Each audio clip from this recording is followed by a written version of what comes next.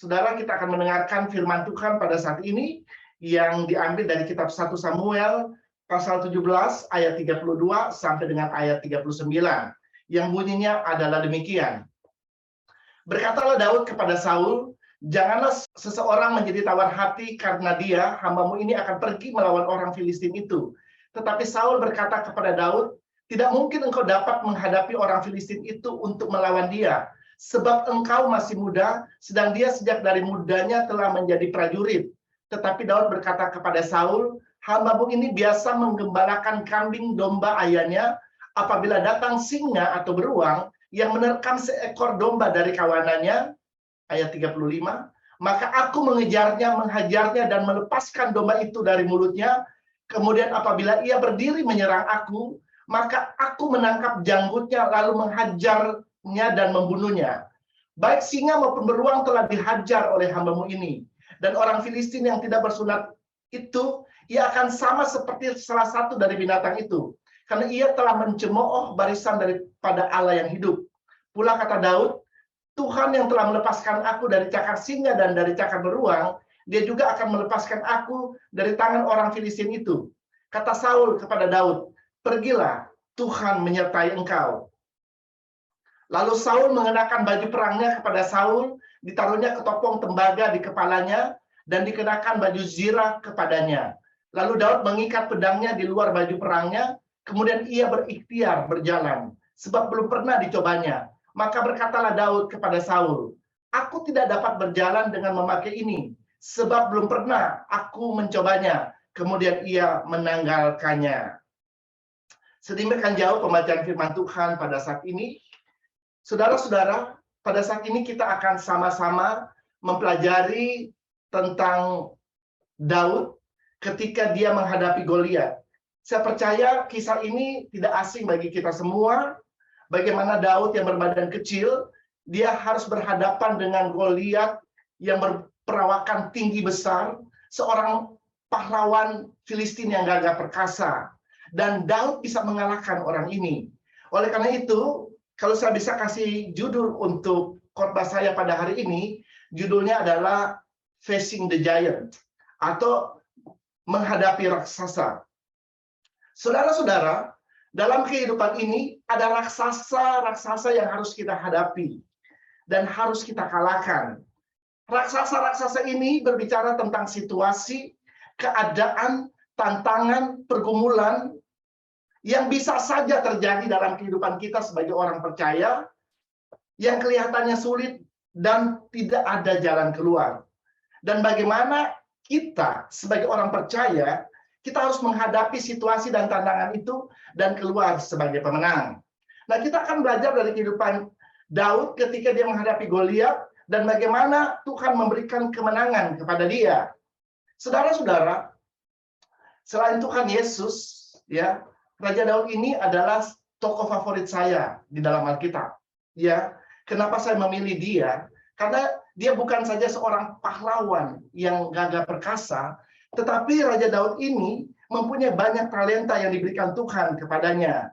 Dia adalah seorang penyanyi, dia seorang penari, dia seorang pemusik, dan dia juga adalah seorang penulis, saudara. Ada lebih dari 40 pasal di dalam kitab Mazmur yang ditulis oleh Raja Daud. Ya, luar biasa. Dan semua yang Tuhan berikan di dalam hidupnya, dia persembahkan untuk Tuhan, saudara. Pada waktu dia menyanyi sungguh-sungguh untuk Tuhan. Pada waktu dia memainkan musik dengan sungguh-sungguh kepada Tuhan. Ada satu peristiwa ketika Raja Daud memainkan musik di hadapan Raja Saul, dan dikatakan bahwa roh jahat yang menguasai Raja Saul mundur daripadanya. Luar biasa, saudara. Dan juga Daud ini, dia kalau menari, dia menari dengan sekuat tenaga di hadapan Tuhan. Dia tidak peduli apa yang orang katakan tentang dia, tetapi dia peduli bagaimana dia harus menyenangkan hati Tuhan. Dan dia juga menulis mazmur-mazmur yang sangat indah, ya, tentang pujian dan pengagungan kepada Tuhan. Bahkan dia mengucap syukur di dalam mazmur itu akan kebaikan dan kemurahan Tuhan di dalam hidupnya. Dan Raja Daud ini dia adalah seorang yang sangat mengasihi Tuhan, dan dia juga seorang yang selalu mengandalkan Tuhan di dalam hidupnya. Oleh karena itu, di dalam Alkitab Raja Daud ini disebut the man after God's own heart. Ya, artinya Tuhan sangat mengasihi dia dan Tuhan sangat berkenan dengan cara hidup dari Raja Daud ini. Nah, saudara-saudara, ada beberapa hal yang kita akan pelajari pada saat ini. Apa yang dilakukan oleh Daud ketika dia mengalahkan Goliat? Yang pertama, Daud memilih untuk dan memutuskan untuk tidak takut menghadapi tantangan. Kita bisa baca ayatnya dalam 1 Samuel pasal 17 ayat 32. Berkatalah Daud kepada Saul, "Janganlah seseorang menjadi tawar hati karena dia. Hambamu ini akan pergi melawan orang Filistin itu." Saudara-saudara, latar belakang kenapa Daud berkata seperti ini, karena pada waktu itu pasukan Israel sedang dilanda oleh ketakutan terhadap Goliat. Karena Goliat terus-menerus mengintimidasi tentara Israel dan mereka berada dalam ketakutan yang sangat tinggi pada waktu itu. Dan pada waktu itu Daud tiba di medan pertempuran karena dia mau membawa makanan untuk kakak-kakaknya. Kakak-kakaknya ada di sana untuk berperang melawan orang Filistin, saudara. Nah, di sana ada seorang prajurit yang bernama Goliat yang terus mengintimidasi orang Israel, saudara. Dan orang Israel ketakutan dan tidak ada seorang pun dari prajurit Israel yang berani menghadapi Goliat, saudara. Saudara, kalau kita membaca tentang Goliat, Alkitab menggambarkan bahwa Goliat ini adalah seorang yang berperawakan tinggi besar, saudara.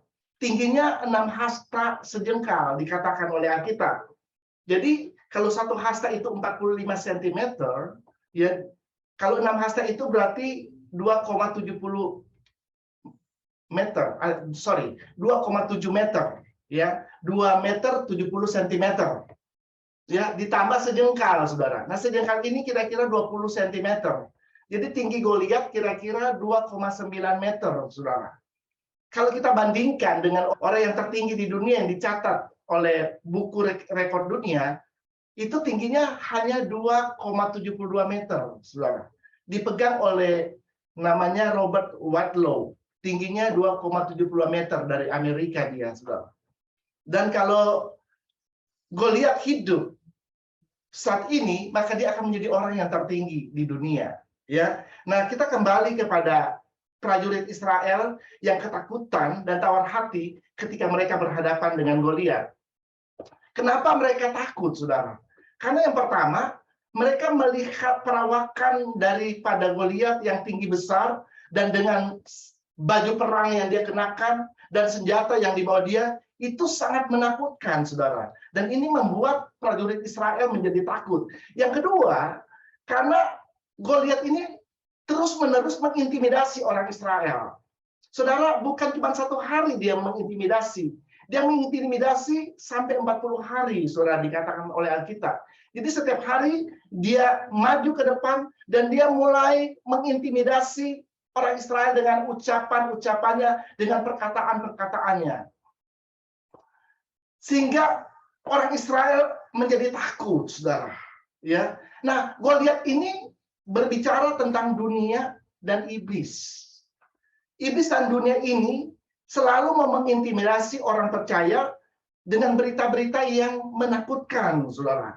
Tujuannya supaya orang percaya hidup di dalam ketakutan dan menjadi lemah, saudara. Saudara, kalau kita melihat di dunia ini, sekarang ini, ada banyak berita yang sangat menakutkan, yang bisa membuat kita jadi takut. Ya, bukan hanya perusahaan yang bangkrut sekarang, saudara. Negara pun bangkrut, saudara. Kita lihat Sri Lanka bangkrut, dan kalau kita mendengar berita bahwa ada beberapa negara di Asia akan mengalami kebangkrutan juga, saudara. Ya, dan ada juga yang mengatakan bahwa Indonesia pun ada kemungkinan bisa bangkrut. Makanya kita harus berdoa untuk Indonesia supaya hal ini tidak terjadi dengan negara kita yang tercinta ini. Amin, saudara. Siapa yang mau berdoa untuk Indonesia? Saya percaya kita semua mau berdoa untuk Indonesia. Haleluya. Belum lagi sekarang kalau kita lihat harga-harga semakin melonjak tinggi. Ya, bensin aja di Amerika udah 2 kali lipat, saudara, harganya. ya, dari 2-3 tahun yang lalu udah naik tinggi 2 kali lipat, dan itu mempengaruhi harga-harga barang yang lain. Ya, bahan-bahan pokok semua udah naik di Amerika ini. Bahkan ada orang-orang yang sudah menyimpan barang-barang sampai berbulan-bulan ke depan, saudara. Bahkan ada yang sudah menyimpan barang-barang sampai 1 tahun ke depan, saudara. Karena menurut berita, dunia ini bukan akan semakin membaik, tetapi akan semakin memburuk. Perekonomian ini akan terus berkepanjangan, saudara. Dan ini sangat menakutkan, saudara. Jadi kalau kita lihat di sini, perkataan dunia ini bisa membuat kita jadi takut. Berita-berita yang ada di dunia ini bisa membuat kita hidup di dalam ketakutan. Tetapi saudara, kita harus ingat, sebagai orang percaya, Tuhan tidak pernah meninggalkan kita. Tuhan akan memelihara kehidupan umatnya. Yang percaya katakan amin. Haleluya. Saudara-saudara, perkataan dunia, perkataan setan, bisa mengintimidasi. Tujuannya adalah untuk melemahkan dan menghancurkan orang percaya. Oleh karena itu, kita perlu mempunyai waktu-waktu untuk mendengarkan Tuhan berbicara di dalam hidup kita. Kita punya waktu untuk mendengarkan firman Allah, saudara. Sehingga kita tidak akan terpengaruh dengan perkataan-perkataan dari dunia ini, saudara. Sehingga iman kita akan tetap kuat. Walaupun apa yang terjadi di dunia ini, kita harus tetap percaya bahwa ada Tuhan yang akan memelihara kehidupan kita. Saudara, kita akan kembali kepada Goliat yang intimidasi orang Israel. Kalau orang Israel termakan dengan apa yang diucapkan oleh Goliat, maka mereka akan ketakutan, saudara. Dan pada waktu mereka takut, mereka akan menjadi lemah. Dan pada waktu mereka menjadi lemah, mereka akan dengan sangat mudah dikalahkan oleh musuh mereka. Sebenarnya hal ini sudah terjadi, saudara, dalam pasukan Israel pada waktu itu. Ya, mereka sudah ketakutan, diintimidasi oleh Goliat. Ya, mereka sudah berada dalam titik terendah, mereka udah down, mental mereka udah jatuh. Ya, tetapi tiba-tiba Daud muncul di dalam pertempuran. Dan kita akan lihat apa yang Daud katakan. Kita lihat di 1 Samuel 17 ayat 26. Siapakah orang Filistin yang tak bersunat ini sampai ia berani mencemoohkan barisan daripada Allah yang hidup? Saudara-saudara, di sini kita melihat ketika Daud muncul dalam pertempuran, dia tidak membiarkan dirinya terpengaruh dengan semua ucapan dari Goliat, tetapi dia mengcounter semua ucapan yang dikatakan oleh Goliat. Ya, dia mengcounter. Ya, dia mulai melibatkan Tuhan di dalam peperangan itu, di dalam peperangan antara bangsa Israel dengan orang Filistin itu, saudara. Saya percaya kalau kita melibatkan Tuhan di dalam peperangan yang kita hadapi, kita pasti akan mengalami kemenangan. Ya, saudara, kita perlu melibatkan Tuhan pada waktu ada situasi, pada waktu ada tantangan terjadi di dalam kehidupan kita. Dan apa yang dikatakan oleh Daud ini didengar oleh Raja Saul, dan akhirnya dia dibawa ke hadapan Raja Saul, saudara. Kita akan lihat percakapan antara Daud dengan Raja Saul. Coba kita buka 1 Samuel 17 ayat 32 sampai 33. Berkatalah Daud kepada Saul, "Janganlah seorang menjadi tawar hati karena dia, hamba-Mu ini akan pergi melawan orang Filistin itu." Tetapi Saul berkata kepada Daud, "Tidak mungkin engkau dapat menghadapi orang Filistin itu untuk melawan dia, sebab engkau masih muda, sedang dia sejak dari masa mudanya telah menjadi prajurit." Saudara-saudara, kita lihat di sini, ketika Daud berhadapan dengan Raja Saul, dia langsung menawarkan dirinya untuk melawan Goliat, saudara. Padahal pada waktu itu semua prajurit ketakutan, tetapi dia mengambil inisiatif untuk melawan Goliat. Karena Daud melihat ada yang salah, ada yang tidak beres dengan keadaan dan situasi yang terjadi pada waktu itu. Seharusnya orang Israel tidak perlu takut kepada Goliat, karena ada Tuhan yang bersama dengan mereka. Tetapi pada kenyataannya, pada waktu itu yang dia lihat adalah semua prajurit Israel sudah berada dalam ketakutan, saudara. Semua prajurit Israel mentalnya udah benar-benar down, diintimidasi oleh Goliat, saudara. Hanya Hanya dia yang bisa melihat Tuhan. Mereka semua udah tidak bisa melihat Tuhan ada di tengah-tengah mereka. Saudara, pada waktu kita fokus kepada situasi dan keadaan yang terjadi dalam hidup kita, maka kejadian yang terjadi dalam diri prajurit Israel pun bisa menjadi diri kita. Dia bisa terjadi dalam diri kita. Ya, pada waktu Anda fokus kepada situasi, tantangan yang terjadi dalam hidupmu, maka engkau bisa ketakutan seperti yang dialami oleh para prajurit Israel. Saudara masih ingat ketika murid-murid berlayar ya di perahu dan tiba-tiba ada angin sakal, dikatakan menyerang perahu mereka. Ya, angin sakal itu adalah angin yang datang dari depan. Ya, contrary wind, ya, angin yang datang dari depan. Dan mereka terombang-ambing di danau, dikatakan oleh Alkitab. Dan pada waktu itu Tuhan Yesus datang. Dan Tuhan Yesus berjalan di atas air, saudara, untuk menolong mereka. Tetapi apa yang terjadi? Murid-murid tidak bisa melihat bahwa itu adalah Yesus. Mereka katakan itu adalah hantu, saudara. Kenapa mereka tidak bisa melihat Yesus? Karena pada waktu itu mereka sedang dikuasai oleh ketakutan. Dan orang yang ketakutan tidak akan bisa melihat Yesus. Tidak akan bisa melihat Tuhan di dalam hidup mereka. Yang mereka lihat adalah hal-hal yang menakutkan yang akan terjadi di dalam hidup mereka, saudara. Ya, karena ketakutan itu menguasai hidup mereka. Takut itu adalah mempercayai bahwa situasi yang kita hadapi lebih besar daripada Tuhan. Nah, kalau itu yang terjadi, maka kita akan menjadi takut. Tetapi iman itu adalah mempercayai bahwa Tuhan lebih besar dari situasi yang kita hadapi. Kalau kita mempunyai iman, kepercayaan kepada Tuhan, maka situasi boleh terjadi di dalam hidup kita. Tetapi kita akan tetap bersukacita. Kita tetap akan ada damai sejahtera. Ya, karena kita tetap percaya bahwa Tuhan tetap pegang kendali. Tuhan lebih besar dari segala situasi yang kita hadapi di dalam hidup ini. Ya, nah kita lihat di sini Daud memilih untuk tidak takut. Dia memilih untuk tetap percaya kepada Tuhan. Walaupun pada waktu itu Raja Saul meragukan kemampuan dirinya. Ya, kita lihat apa yang dikatakan oleh Raja Saul kepada dia. Tidak mungkin engkau dapat menghadapi orang Filistin itu untuk melawan dia, sebab engkau masih muda, sedang dia sejak masa mudanya telah menjadi prajurit.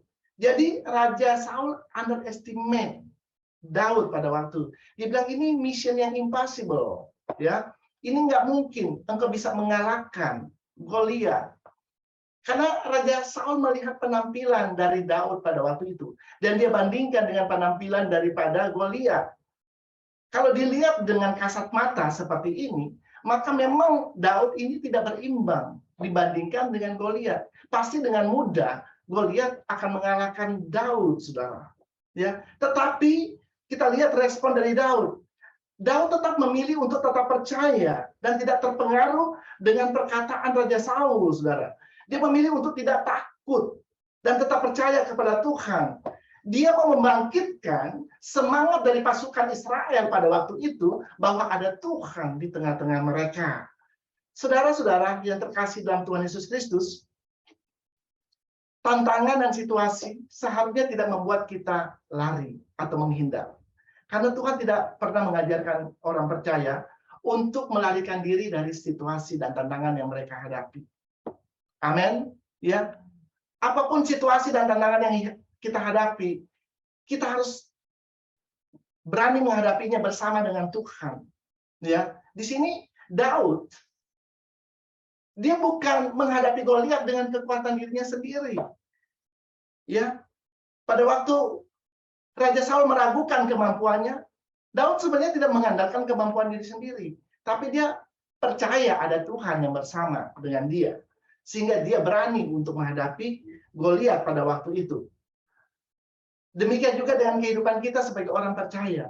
Situasi, tantangan boleh datang dalam hidup kita, tapi kita percaya ada Tuhan yang bersama dengan kita, saudara. Saudara ini adalah burung Raja Wali.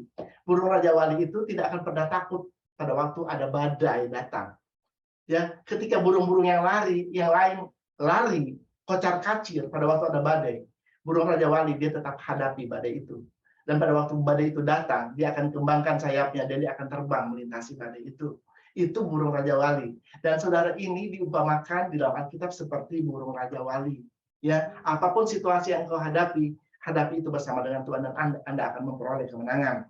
Yang kedua, kita akan melihat apa yang Daud lakukan. Yang kedua, Daud percaya ada Tuhan yang menyertai, yang tidak pernah berubah dulu, sekarang, bahkan sampai selamanya. Saudara, mengapa Daud sangat percaya bahwa Tuhan tidak meninggalkan dia? Karena Daud pernah mengalami pertolongan Tuhan di dalam hidupnya. Dia pernah mengalami pada waktu dia menghadapi situasi dan tantangan, Tuhan memberikan jalan keluar di dalam hidupnya, saudara. Demikian juga dengan kehidupan kita. Kita perlu mengalami pengalaman-pengalaman pribadi dengan Tuhan. Bukan hanya mendengar kesaksian dari orang-orang, bahwa Tuhan melakukan pekerjaan besar di dalam hidup mereka, bahwa Tuhan melakukan hal-hal yang ajaib di dalam hidup mereka, tetapi kita sendiri tidak pernah mengalaminya.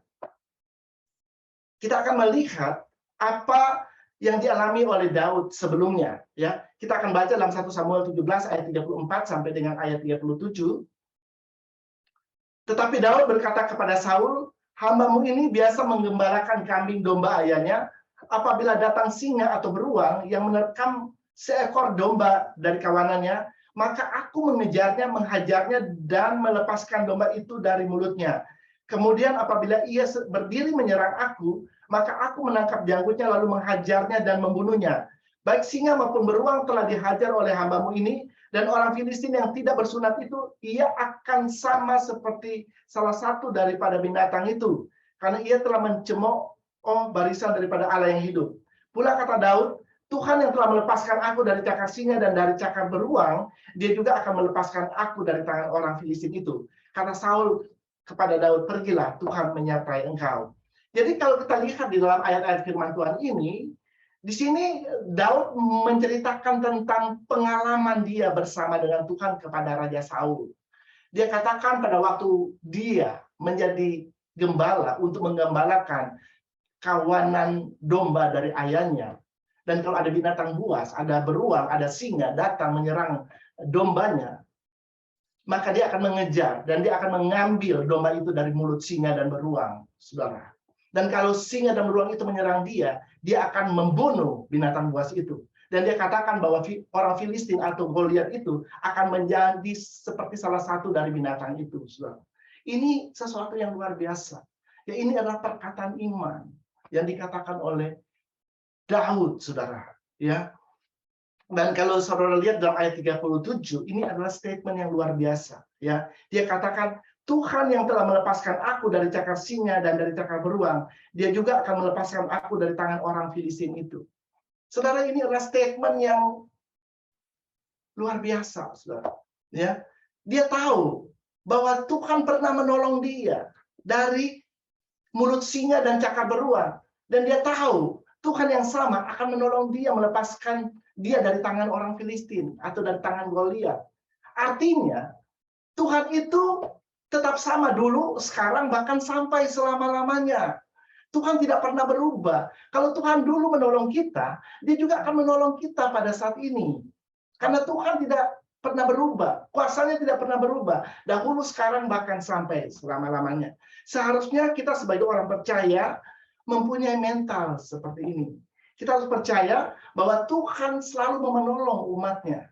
Tuhan tidak pernah berubah. Dia selalu mau menunjukkan kebaikan, kemurahannya bagi kehidupan kita. Yang ketiga, saudara, yang dilakukan oleh Daud, Daud tidak mengandalkan kekuatan diri sendiri, tetapi dia selalu mengandalkan Tuhan. Ya, nah kita akan lihat ketika Daud sudah berhadapan dengan Goliat, ini yang dia katakan. Kita baca 1 Samuel 17 ayat 45. Tetapi Daud berkata kepada orang Filistin itu, engkau mendatangi aku dengan pedang dan tombak dan lembing, tetapi aku mendatangi engkau dengan nama Tuhan semesta Allah, Allah segala barisan Israel yang kau tantang itu.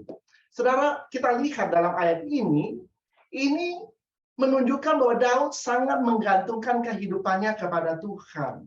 Daud tahu kalau dia berperang melawan Goliat dengan kekuatan dirinya sendiri, dia tidak akan mungkin bisa memenangkan pertempuran, saudara. Karena firman Allah juga berkata, terkutuklah orang yang mengandalkan kekuatan dirinya sendiri, tetapi diberkatilah orang yang mengandalkan Tuhan. Amin, saudara. Oleh karena itu, Daud sangat mengandalkan Tuhan. Ya, pada waktu ada tantangan dalam hidup kita, berhenti untuk mengandalkan kekuatan diri kita sendiri. Karena kita pasti akan gagal. Ya, tetapi kalau kita mengandalkan Tuhan yang tidak terbatas, maka Tuhan sanggup untuk menolong kita dan menyelamatkan kita dari apapun situasi yang kita alami. Karena sebagai manusia kita terbatas. Tetapi kita memiliki Tuhan yang tidak terbatas, yang sanggup untuk menolong kita. Kenapa para prajurit yang hadir pada waktu itu, mereka membiarkan diri mereka diintimidasi oleh Goliat dan akhirnya ketakutan? Karena mereka membandingkan diri mereka dengan Goliat. Saudara, pastilah Goliat akan menang. Badannya aja udah 2 kali lipat, 2 kali lebih tinggi dari kira-kira 2 kali lebih tinggi dari semua orang Israel yang ada pada waktu itu. Dan pasti dia akan bisa memenangkan dengan mudah. Jadi orang Israel atau pasukan Israel ini membandingkan diri mereka dengan diri Goliat. Dan ketika melihat kenyataan bahwa mereka tidak mungkin menang melawan Goliat, maka mereka ketakutan, saudara. Ini berbeda dengan Daud.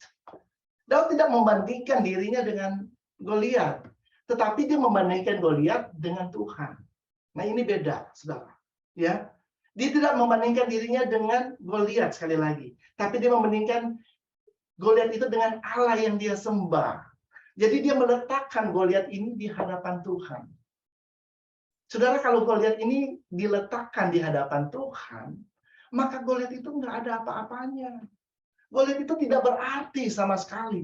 Kenapa? Karena kalau saudara membaca firman Tuhan, Allah yang disembah oleh bangsa Israel itu dikatakan bumi ini adalah pijakan kakinya Tuhan. Ya, nah saudara bisa bayangkan kalau bumi ini adalah tempat kakinya Tuhan, bagaimana nasib Goliat yang ada di bumi, saudara? Ya, pasti akan diinjak-injak oleh Tuhan, saudara. Jadi nggak ada artinya. Nah, ini yang dilakukan oleh Raja Daud, saudara. Ini yang dia lakukan. Ya, dulu ada sebuah pujian, ya, dia berkata bahwa serta dengan Allah kita lakukan perkara yang besar. Bahwa serta dengan Allah kita lakukan semua. Allah akan menginjak-injak semua musuh kita. Perkara besar terjadi bahwa serta dengan Allah. Haleluya. Saudara, kalau Tuhan ada di pihak kita, kalau Tuhan ada beserta kita, maka Tuhan akan menginjak-injak musuh kita. Dan ini yang terjadi dengan Goliat ketika Daud menempatkan dia di hadapan Allah. There is no way, there is no chance dia bisa menang. Amin, saudara. Oleh karena itu, mari kita letakkan apapun menjadi situasi dan tantangan yang terjadi di dalam hidup kita, apapun pergumulan yang kita hadapi, letakkan itu di hadapan mata Tuhan. Letakkan itu di hadapan Tuhan, maka engkau akan melihat tangan Tuhan akan menolong hidupmu. Dia akan memberikan jalan keluar di dalam hidupmu. Itu yang ketiga, saudara. Yang keempat, Daud memperkatakan hal-hal yang baik tentang masa depannya. Kita baca 1 Samuel 17 ayat yang ke-46. Hari ini juga Tuhan akan menyerahkan engkau ke dalam tanganku, dan aku akan mengalahkan engkau dan memenggal kepalamu dari tubuhmu. Hari ini juga aku akan memberikan mayatmu dan mayat tentara orang Filistin kepada burung-burung di udara dan kepada binatang-binatang liar, supaya seluruh bumi tahu bahwa Israel mempunyai Allah. Ya, jadi saudara, kalau kita lihat di dalam ayat ini, walaupun kemenangan belum terjadi, Daud sudah memperkatakan tentang nasib daripada Goliat. Dia katakan bahwa dia akan memenggal kepala Goliat pada hari ini. Ini luar biasa, saudara. Ini perkataan iman. Dan memang ini terjadi akhirnya. Di akhir dari pertempuran antara Goliat melawan Daud, Daud mengambil pedang dari Goliat dan dia memenggal kepala dari Goliat. Ini terjadi, saudara. Dan waktu dia mengatakan ini belum terjadi. Tapi dia sudah memperkatakan apa yang akan terjadi dengan orang Filistin itu. Ya, dia sudah memperkatakan tentang masa depannya. Ya, dia sudah memperkatakan apa yang akan terjadi dengan kehidupannya, saudara. Dia memperkatakan kemenangan, bukan kekalahan. Semua yang dikatakan oleh Raja Daud di dalam ayat firman Tuhan ini adalah perkataan iman. Dia percaya walaupun dia belum melihat. Nah, ini adalah iman, saudara. Dan orang percaya harus hidup dengan iman. Berjalan dengan iman, menjangkau masa depan dengan iman, saudara. Namanya juga orang percaya. Kita harus hidup dan berjalan dengan iman, saudara. Ya, demikian juga dengan kehidupan kita. Mari, saudara, kita mulai memperkatakan janjinya di Allah di dalam hidup kita. Kita mulai memperkatakan kemenangan, kehidupan, bukan kekalahan di dalam hidup kita. Kita mulai memperkatakan keberhasilan, bukan kegagalan di dalam hidup kita. Kita mulai memperkatakan kesembuhan, bukan sakit penyakit, saudara. Karena Allah kita adalah Allah penyembuh, bukan Allah pemberi penyakit, saudara. Jadi katakan kesembuhan di dalam hidupmu. Katakan kesembuhan buat seluruh tubuhmu. Ya, jangan bosan untuk mengatakan hal itu, saudara. Dan berkatakan masa depan yang gilang gemilang. Masa depan yang penuh dengan harapan di dalam hidupmu. Bukan memperkatakan masa depan yang suram atau masa depan yang tidak ada pengharapan. Tapi perkatakan masa depan yang penuh pengharapan. Karena itu adalah janji Tuhan.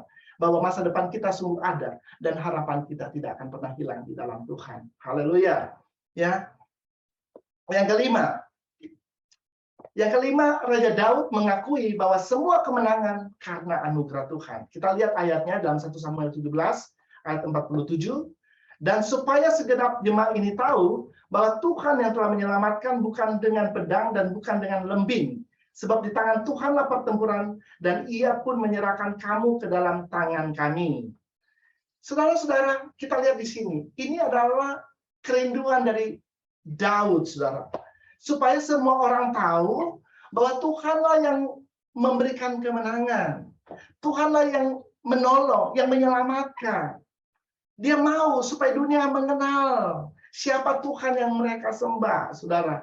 Dan datang menyembah dia. Jadi dalam hidupnya, dia selalu percaya bahwa apa yang terjadi dalam hidupnya itu semua semata-mata karena anugerah Tuhan. Karena kebaikan Tuhan dan kemurahan Tuhan itu terjadi di dalam hidupnya. Bukan karena dia hebat, bukan karena kemampuan dia sendiri, tapi semua semata-mata karena anugerah Tuhan. Yang keenam, saudara, yang terakhir. Raja Daud melangkah dengan iman dan kepercayaan yang penuh kepada Tuhan. Kita baca ayatnya. 1 Samuel 17 ayat 48 sampai dengan ayatnya yang ke-51. Ketika orang Filistin itu bergerak maju untuk menemui Daud, maka segeralah Daud berlari ke barisan musuh untuk menemui orang Filistin itu.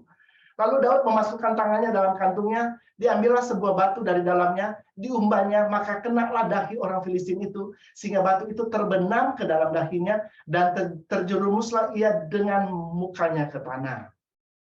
Saudara lihat, dalam ayat firman Tuhan ini, ya, pada waktu ada tantangan, ya, dikatakan Daud tidak mundur, tetapi dia berlari mendapatkan orang Filistin itu. Ya, artinya dia maju, ya, untuk menghadapi Goliat, saudara. Dia mulai bergerak. Dan pada waktu dia bergerak, penyataan Allah terjadi di dalam hidupnya. Dia bisa melihat bagaimana Tuhan menolong dia untuk mengalahkan orang Filistin ini, saudara. Saudara, dengan kehidupan kita sebagai orang percaya, kita perlu bergerak.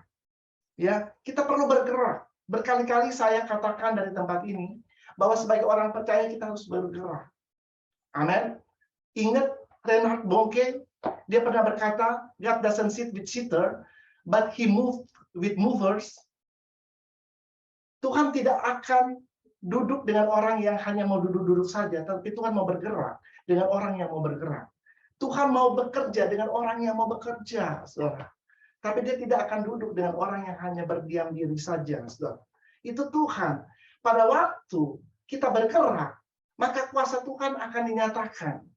Amin. Saudara, kita lihat. Minggu yang lalu sudah dikhotbahkan tentang Roh Kudus. Dan salah satunya kita belajar tentang pengurapan Roh Kudus. Nah, pengurapan itu akan bekerja dalam hidup orang percaya pada waktu kita bergerak. Ya, pada waktu kita bergerak, maka kuasa Roh Kudus itu akan bekerja.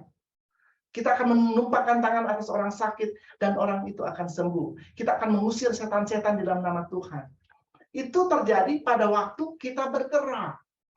Maka kuasa itu akan terjadi. Kuasa Roh Kudus itu akan bekerja melalui hidup kita. Kalau kita lihat Yosua itu dia menggantikan posisi Musa, memimpin bangsa Israel untuk masuk ke tanah Kanaan. Dan Tuhan katakan, tempat di mana engkau injak, itu akan diberikan kepadamu. Itu artinya Yosua harus bergerak, melangkah, saudara. Baru dia melihat penyertaan Allah di dalam hidupnya. Baru dia akan melihat bagaimana Tuhan berperang bagi mereka dan mengalahkan musuh-musuh mereka. Sehingga mereka bisa merebut tanah Kanaan. Amin, saudara. Jadi, penting sekali dalam orang Kristen untuk kita bergerak. Nah, ini yang dilakukan oleh Raja Daud. Ya, pada waktu dia melihat Goliat, dia lari. Dia hadapi Goliat itu. Haleluya. Dan kalau kita lihat di sini, yang menariknya, Daud hanya menggunakan umban atau ali-ali, saudara, untuk mengalahkan Goliat. Dia tidak memerlukan pedang, dia tidak memerlukan lembing, dia tidak memerlukan tombak, tapi hanya dengan umban dikatakan oleh Alkitab. Ya, dia mengalahkan Goliat. Karena memang bukan senjata, ya, bukan senjata yang canggih, ya, yang akan membuat kita menang terhadap peperangan, tetapi karena Tuhan ada beserta dengan kita. Itu yang paling penting, saudara. Karena Tuhan ketika dia turun berperang, maka kita bisa bersorak karena pasti kemenangan akan kita miliki. Haleluya. Ya. Jadi saudara-saudara, kita harus percaya ya bahwa Tuhan yang memberikan kemenangan. Kalau mungkin pada saat ini engkau mengalami situasi dan tantangan atau ada pergumulan, pencobaan yang sedang engkau hadapi saat ini, mungkin itu pergumulan di dalam keluargamu. Mungkin anak-anakmu yang memberontak, ya, atau mungkin istri atau suami yang belum mengenal Tuhan atau belum bertobat, atau juga mungkin itu adalah situasi keuangan, finansial, perekonomian dalam keluargamu, atau ada yang sakit.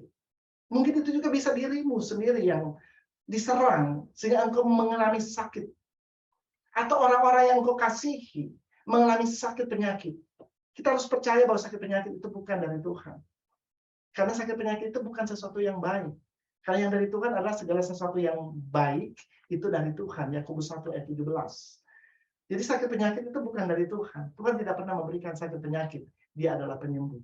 Jadi kalau ada dari antara saudara yang sakit, atau orang-orang yang kekasih sakit, saudara tetap percaya bahwa ada Tuhan yang bersama dengan engkau. Ada Roh Kudus yang ada di dalam hidupmu. Dia mau menolongmu. Dia mau menyelamatkan engkau. Sehingga engkau keluar dari setiap persoalan yang engkau hadapi. Dari setiap tantangan yang engkau hadapi di dalam hidupmu. Ya, percaya ada Tuhan yang selalu menyertai engkau dan tidak pernah membiarkan engkau. Haleluya.